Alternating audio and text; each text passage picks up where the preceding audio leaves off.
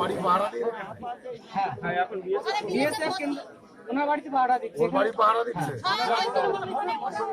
থানার police BSF ওখানে পাহারা দিচ্ছে। তিন ঘন্টা অন্তর।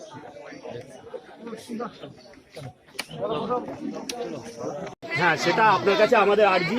আমরা এখানে ফ্যামিলি নিয়ে মা কাকিমাদের নিয়ে আমরা যে 200 ফ্যামিলি এখানে আছি, আমরা 200 ঘর আছি, আমরা কিভাবে থাকবো, এটা আপনার কাছে আর্জি। আমরা কিভাবে থাকবো সেই ব্যবস্থাটা আপনি করিয়ে দেন।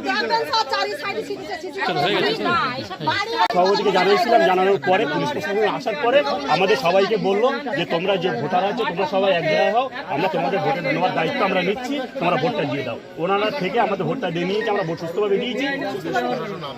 আচ্ছা, যাই হোক, আমরা তো জানি না অতটা। হ্যাঁ, আপনি আমরা যাতে